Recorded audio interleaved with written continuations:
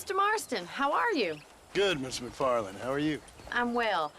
Would you mind riding with me to Armadillo?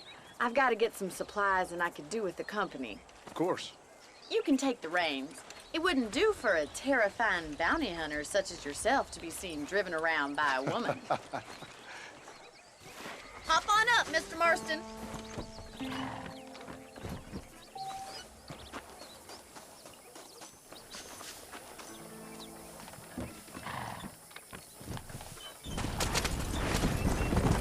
You're looking much better, considering you were almost buzzard food a couple days ago. I have you to thank for that, miss.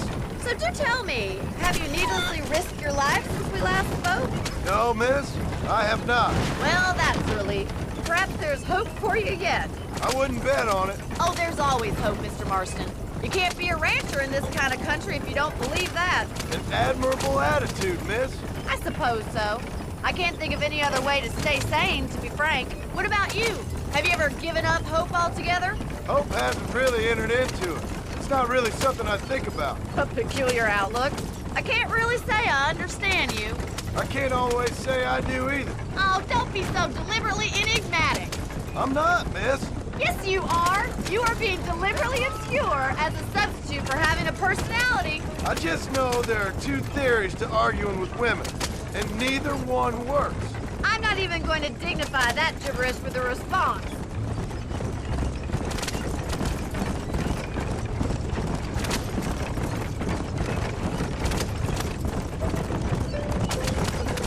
I think it's kind of funny I found you dying on the side of the road and now you're driving me into town. You have a strange sense of humor. Well, you must admit, it's an unusual start to a friendship. I didn't realize we were friends, Miss McFarland. Oh, please. Now who's being funny? Listen, I know that business with Williamson is your business, but I don't know. You've been good to us, and I don't think you're a bad man. A little stupid, perhaps, but not rotten. I just worry about you gallivanting around these parts like you're some kind of deranged bounty hunter. Like Paul always says, don't go waking snakes. I appreciate your concern for us lesser mortals, Miss McFarland. I really do. And if there was any other way out, I'd take it. I can assure you of that.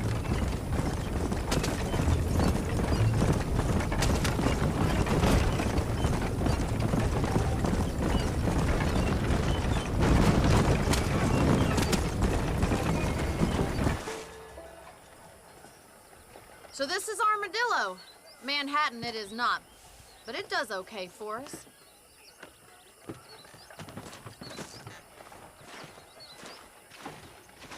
Most important thing for you right now is getting yourself into Dr. Johnson's office to purchase some medicine. The first one's on me. Thank you, miss. I'll pay you back. I'm sure you shall. The doc's a good fellow. He saved your life, so be polite to him. Meet me in front of the general store when you're done. Howdy, partner. Old Jake and Nancy's laid up, I hear. Don't you ever stop jawing? Howdy. Well, look at you. You know that fool with the gift today? Another great day for living in England. The whole town needs my expertise today. Hello, friend. I got stock of them electric belts if you need to lose Thank you. weight. Of course, I was the man they turned to after Walton's last rampage.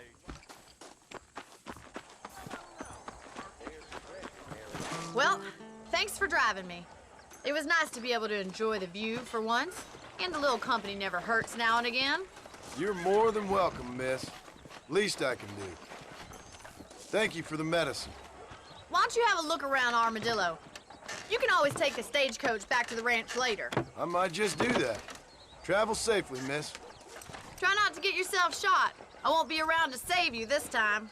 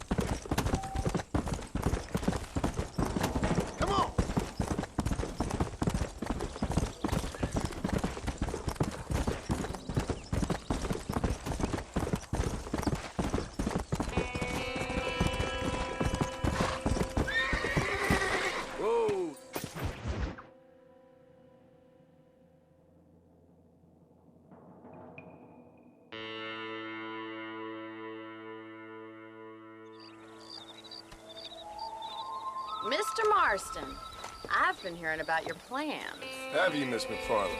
Yes, from Lee Johnson, to settle here and build a life for yourself. I'm afraid those aren't my plans. See, I already have a life. Well, I had one, and I'm trying to reclaim it. Or maybe what you could say is I had two, and I'm trying to end one of them so the other can survive. You do so love to talk in riddles, Mr. Marston. Do you do that, I wonder, as a substitute for having anything interesting to say? Probably, Miss McFarland. Oh, call me Bonnie, you fool. Call me Bonnie. Miss McFarland, I'm married. I have a son. I had a daughter, but she died. Years before that, I rode in a gang. We robbed banks, trains, held people ransom. We killed people we didn't like. Bill Williamson was in that gang. Now, if I don't capture my former brother in arms, great harm will befall my family. Now, I don't suppose any of this is very interesting to you, but I hope it explains why I wasn't so eager to talk about it. No, I do understand. I had no idea. You poor man. Even in this new country, memories don't really fade. My father was an illiterate Scot born on the boat into New York. He never saw his homeland, but to hear him talk about it, you'd imagine he only ever ate haggis and wore a kilt. And he hated the English for what they had done to his great-grandparents that he'd never met. People don't forget. Nothing gets forgiven. That's true. Especially when it comes to money. And you know, even now, after all his labors, my father's debts are still terrible. I worry every day about us losing the ranch. It would kill him. My father died when I was 8 years old. His eyes were, well, let's just say he was blinded in a bar fight south of Chicago. My mother died during childbirth. She was a prostitute, and he was her, well, I don't know what he was. So I was sent off to an orphanage and ran away and fell in with a gang. My word. What a difficult life you've lived. The leader of the gang taught me how to read, taught me how to see all that was good in the world. He was a great man in a way. But you killed people. Sure. And I've suffered for it. And that's the life I left, or tried to leave. Said too much, Bonnie. I'm an uneducated killer, sent here to do all I can do well. Kill a man in cold blood so that another man may do his part to cut crime in an area, and a rich man can be elected governor on the back of these promises. Civilization is a truly beautiful thing, Mr. Marston. Listen, can you help me? Well, I can try. What do you need, money? No, nothing so complicated. I need an extra hand to take out the herd to pasture. Sure. Point me in the right direction.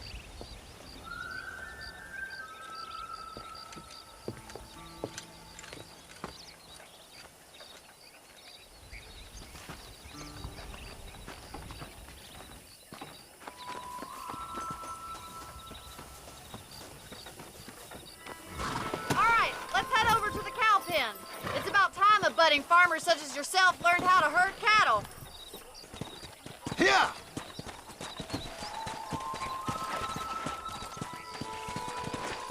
Thank you for telling me all that back there.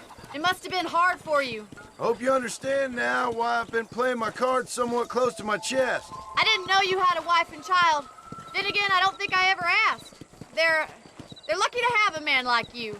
I ain't so sure about that, but thank you. Good to see you, Miss McFarland. Easy now.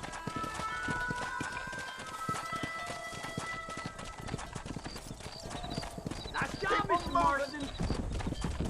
He's got it. That's it. Come on. Drive them down the road, Mr. Marston. Oh, there. Look at the cowboy.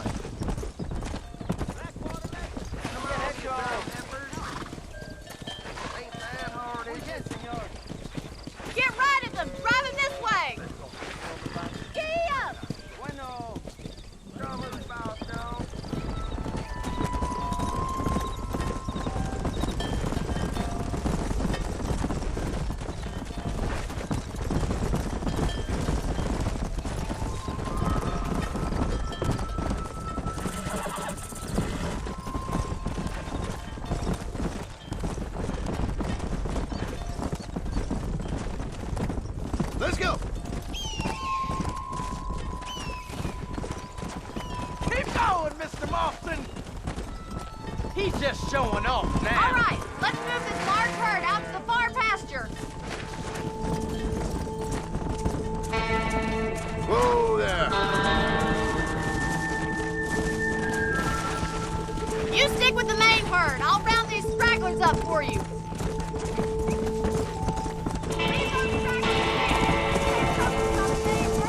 Nail it down. Watch for the runners.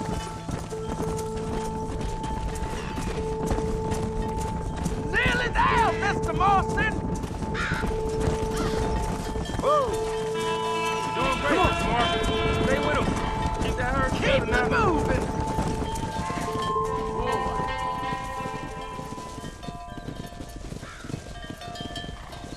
You're not bad with the herd.